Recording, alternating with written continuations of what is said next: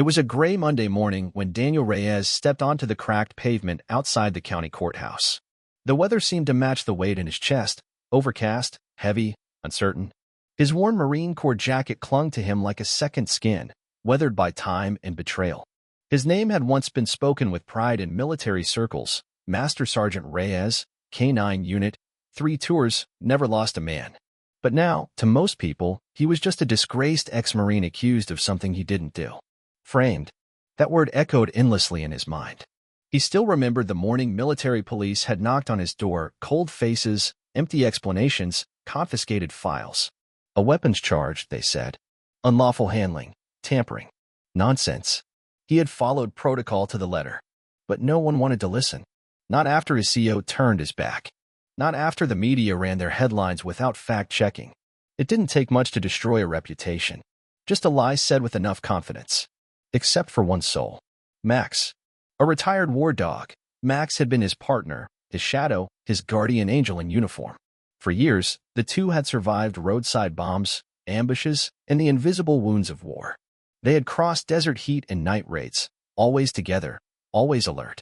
Max had once taken shrapnel to protect Daniel from a grenade. He had limped for weeks and never whined. When Daniel was dishonorably discharged and stripped of everything, Max was taken too. Property of the government, they'd said. No emotion. No hesitation. No humanity. And now Max was dying. Through a former handler who worked in military logistics, Daniel learned that Max had been diagnosed with terminal bone cancer. The military kennel had authorized euthanasia within the week. No ceremony. No farewell. Just a needle. Daniel's hands trembled when he heard. His first instinct was to run. Break in. Take Max. But no, he'd lost too much. Another arrest would bury him for good. So he filed a motion. One final visit. One last goodbye. Everyone told him it wouldn't work. Courts don't do that, his public defender had said. You're lucky they're even letting you attend the hearing. And to be blunt, Sergeant, most people think you should be in jail. But Daniel had nothing left to lose. No home. No pension. No family. Just memories. And that dog. So on that cold Monday, he stood in front of the courthouse, staring up at the gray stone building like it was the last mountain he'd ever climb. Inside, the room was packed. Word had gotten around. Some military supporters, some reporters, and far too many people eager to see the criminal Marine beg for a dog. Some came to scoff. Some came to sneer. Some just wanted a good photo. Daniel didn't care. When his name was called, he rose slowly and walked toward the front. His limp was more pronounced these days, old injury from Kandahar. His boots echoed on the polished tile floor. He stood before the judge, holding a faded photograph of Max in his vest, eyes alert, proud. Your Honor, he began, voice low but steady, this isn't about legal property or court precedent. This is about honor. That dog saved lives. He saved me. And I've been denied everything, but I'm asking for this one thing, to say goodbye. The judge, an older man with tired eyes and a reputation for strictness, studied Daniel in silence. Then he gestured to the prosecution. They objected. Of course they did. Security concerns, Your Honor. He's a dishonorably discharged veteran with unresolved charges. He shouldn't be allowed contact with federal assets. But no convictions, Daniel's lawyer interjected quickly. And the dog is no longer in service. The judge sighed. I'll allow a recess. I need time to consider. Daniel stepped back. His heart was pounding. His breath came in short, tight bursts. Outside, he sat on a cold bench while people whispered around him. Some pointed. Others shook their heads. Then a sound. Clicking claws on marble floor. He turned. Down the corridor came a handler, and beside him, slower, limping, but unmistakable, Max. Daniel stood. He couldn't move. Couldn't breathe. Max paused for a moment, ears twitching. Then his eyes locked onto Daniel. And he pulled. The handler dropped the leash as Max lunged forward, tail weakly wagging, a whimper escaping his throat. He practically collapsed into Daniel's arms. Daniel fell to his knees. Hey, buddy, he whispered, tears spilling freely. Hey, my brave boy. The hallway froze. Reporters lowered their cameras. Even the handler turned away. Max nudged Daniel's chest, then rested his head there, breathing shallow. Daniel held him like a lifeline. I'm here, he murmured. I'm right here. Max lay against Daniel's chest for what felt like an eternity, both of them breathing in unison, one with struggle, the other with heartbreak. People passed by in silence. unsure whether to stay or keep walking. The hallway, once buzzing with whispers and judgment, had turned into a kind of sacred space, hushed and reverent. The court bailiff approached slowly, his expression softened. "Sir, the judge wants you back inside." Daniel nodded but didn't move. "He needs a moment," he said, gently stroking Max's ears. The bailiff hesitated. Then he knelt down, eyes on Max. "I served, too. He's earned that." Eventually, Daniel stood, lifting Max in his arms. The old dog groaned softly but didn't resist. Every bone in Daniel's body ached, partly from his injuries, mostly from the weight of grief he'd carried too long. As he stepped back into the courtroom, the noise stopped again. Cameras were lowered. No one was smirking now. The judge looked up. He seemed different, less like a bureaucrat, more like a man trying to remember what justice was supposed to feel like. "Mr. Reyes," he said slowly, "this court does not usually make exceptions for military protocol. But I've read your record. I've seen the letters of support. And now, I've seen your dog." He glanced at Max, now lying across Daniel's lap.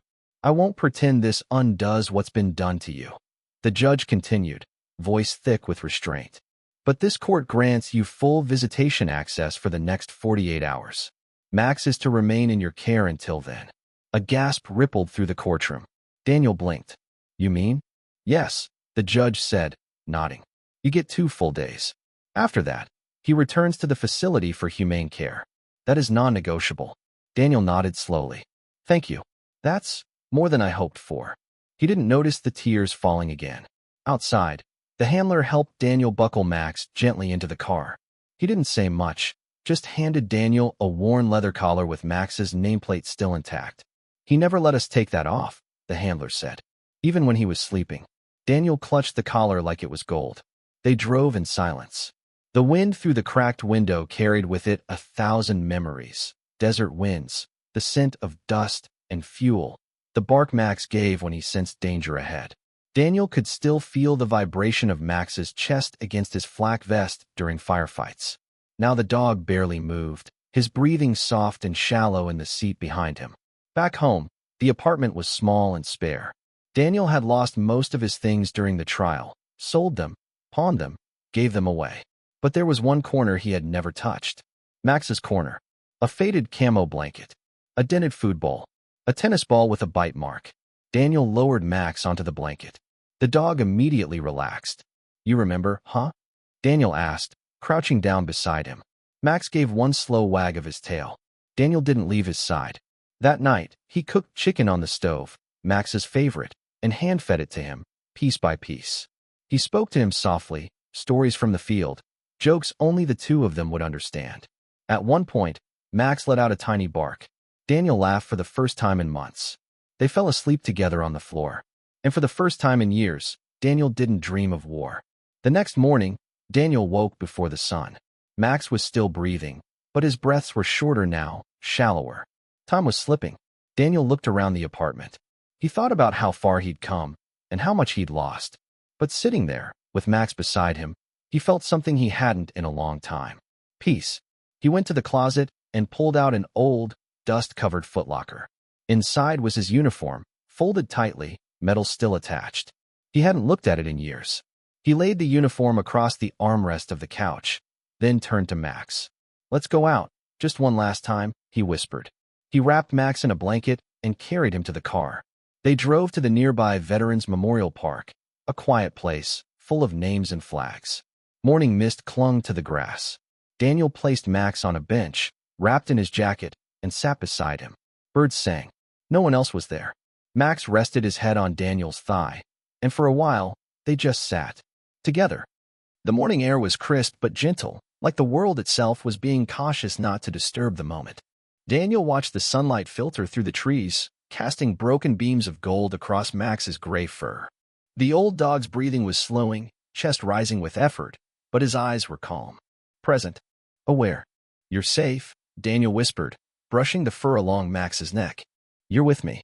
He thought of the firefights they had survived, of the nights huddled behind wrecked vehicles, waiting for medevac, of the desert heat, and the nights when Max curled at his feet, heartbeat syncing with his own.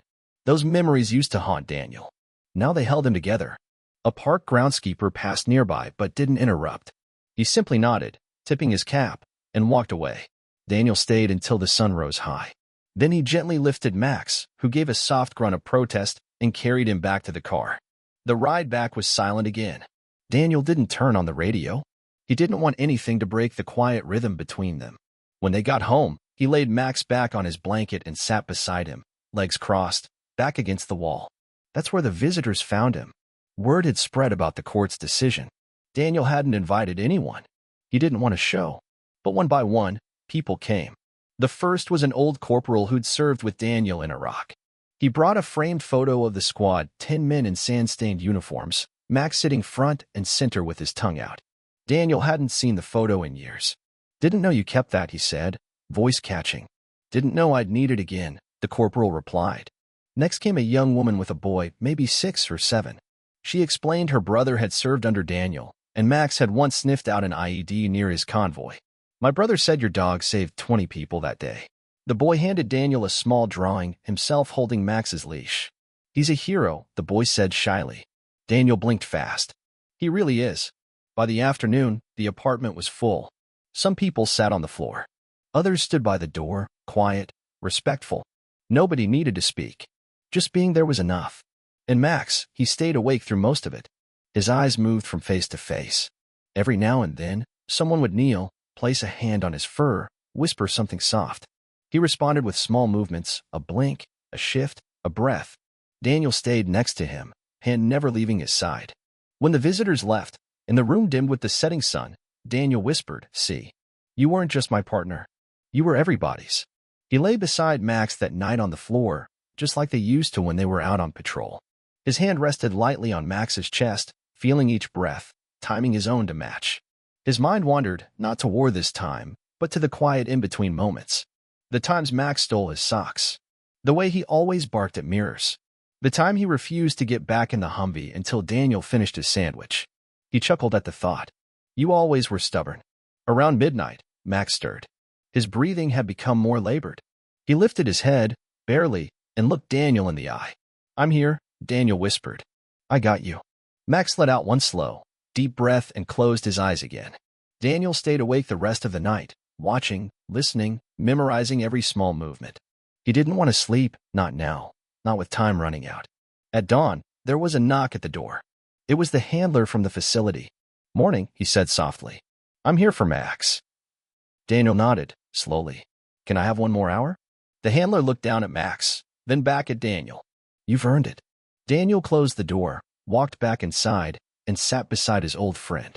He spoke gently. About the day they met. The first mission. The long nights. The silence between gunfire. The peace they'd never truly found until now. Daniel stayed beside Max for that final hour as if trying to stretch time itself. He spoke softly, more to fill the silence than to say anything new. Max had heard it all before, but that didn't matter. It wasn't about new words. It was about presence. At exactly 9 a.m., Daniel stood up and gently gathered Max in his arms. The old dog didn't stir. He was still breathing, but only barely. Daniel opened the door, and the handler stood waiting, hat in hand. "You want to ride with us?" he asked quietly. Daniel nodded. They drove in silence to the veterinary hospital located just outside the base perimeter. As they pulled into the lot, Daniel caught a glimpse of something unexpected. A small crowd gathered outside the building, soldiers in uniform, civilians, even a couple of reporters. Someone held a sign that read, "Thank you, Max." Word had spread further than he thought. Daniel carried Max inside. The exam room was quiet, sterile, too bright. A military vet approached with gentle hands and eyes filled with sorrow. "We'll give you as much time as you need," she said. Daniel sat on the floor with Max on his lap. He whispered stories again, one hand running slowly over Max's fur. "I'll see you on the other side," he murmured. "Where there's no war. Just fields." When the vet approached, syringe in hand, Daniel nodded. It happened quickly. Max let out one last breath and went completely still. Daniel didn't cry right away. He sat, frozen, staring at Max's face. It was peaceful, lighter somehow, like the pain had been lifted, and only the memory remained. Later, outside, the handler approached with a small wooden box and folded flag. "We wanted you to have this," he said. Daniel took it with both hands. In the weeks that followed, the story spread. News outlets picked it up. Disgraced Marine's final goodbye to his war dog breaks hearts nationwide. Thousands of people shared it. Some wrote letters. Some offered support. A few even admitted they'd been wrong about him. But none of that mattered to Daniel, because something else happened. A senator who had once served introduced a motion to create Max's Law, granting military handlers legal first rights to adopt their canine partners upon retirement. It passed with unanimous support in both houses. Daniel was asked to speak at the signing. He wore his dress blues, pinned Max's tag to his lapel, and when he stepped up to the podium, he said only this: "My name is Daniel Reyes, and my best friend saved more lives than I ever could. I just held the leash." He stepped down without another word. Months later, Daniel moved to a small ranch upstate. A quiet place, wide fields, open sky. He built a memorial in the backyard, nothing fancy, just a smooth stone and a plaque. Max, soldier, guardian, friend. He visited it every morning and every evening. Sometimes, neighborhood kids would ask about the story. Daniel would smile, kneel down, and say, "You know how some people talk with their voices?" Max talked with his actions. He never adopted another dog, not because he couldn't love again, but because that space belonged to Max, and no one else could fill it. On some mornings, Daniel would wake before sunrise, make coffee, and sit on the porch, watching the mist rise from the grass. And sometimes, when the wind blew just right, he swore he could hear those familiar footsteps on the deck. A soft bark, a loyal presence, still guarding him, even now.